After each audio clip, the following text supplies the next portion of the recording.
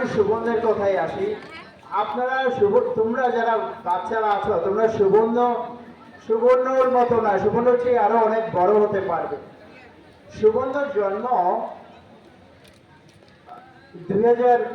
2012 April মাসের 9 তারিখে new ইয়র্কে, যুক্তরাষ্ট্রে।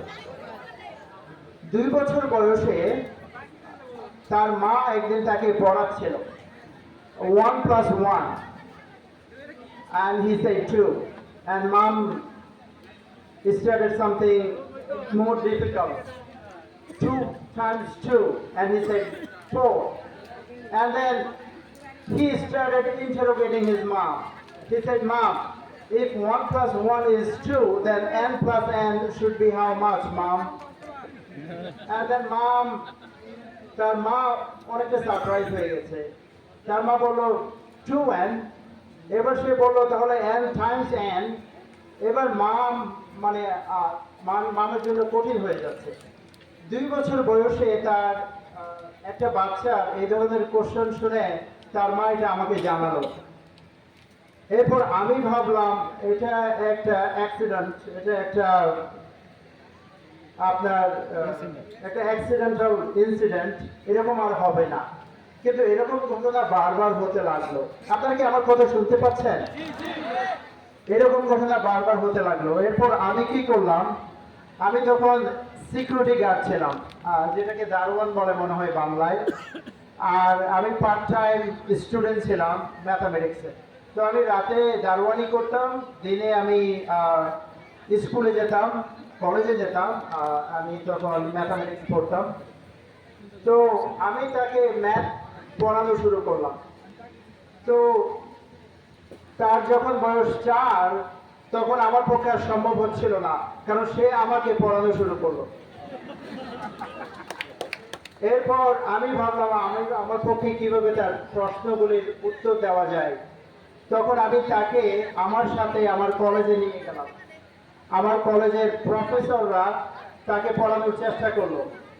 7-8 বছর যখন হলো তখন প্রফেসররা মানে তার কোশ্চেনগুলির আনসার দিতে কষ্ট হয়ে যাচ্ছিল। তো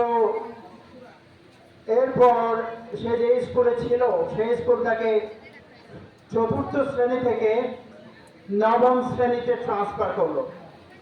এরপর 9ম শ্রেণী থেকে 12 গ্রেডে তাকে ট্রান্সফার করলো। তো সে এখন এই জুনে সে গ্রাজুয়েশন করবে, আর সে নিউ ইয়র্ক ইউনিভার্সিটিতে চান্স পেয়েছে ম্যাথ এবং ফিজিক্সে অনার্স করার জন্য। তো এটা তো তার ইন্টেলেকচুয়াল অ্যাবিলিটি। আমার কোনো ইন্টেলেকচুয়াল অ্যাবিলিটিতে আমার কোনো অবদান আছে বলে আমি মনে করি না।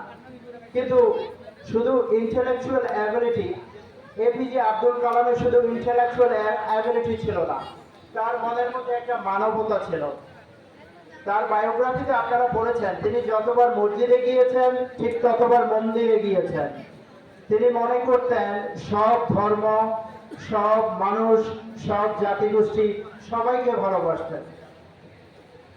সুগন্ধের মধ্যে আমি হয়তো এটা ঢুকাতে পেরেছি যে তুমি সবাইকে ভালোবাসবে, সব জাতি, সব মানুষ, সব ধর্মের মানুষ। তুমি যদি দিনে 5 বার মসজিদে যাও, দিনে অন্তত 1 বার মন্দিরে যাওয়ার চেষ্টা করবে। এটা আমি তাকে শেখানোর চেষ্টা করেছি। তার বয়স যখন 3 বছর তখন আমি তাকে একটা বই দিলাম, স্যার আইজ্যাক নিউটনের প্রিন্সিপিয়া। এটা দিয়ে আমি বইয়ের টাইটেলটা ব্লক করে দিলাম যাতে সে না দেখে। আমি বললাম তুমি বইটার নাম বের করতে হবে, বইয়ের পাতা উল্টিয়ে উল্টিয়ে চেষ্টা করবে বইটা কে লিখেছে। তো সে কিভাবে এটা করতে পেরেছে।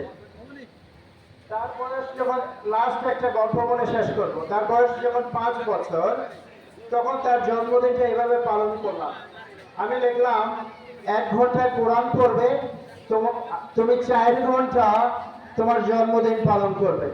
Read Quran for 1 hour, but you gonna celebrate your birthday for 4 hours.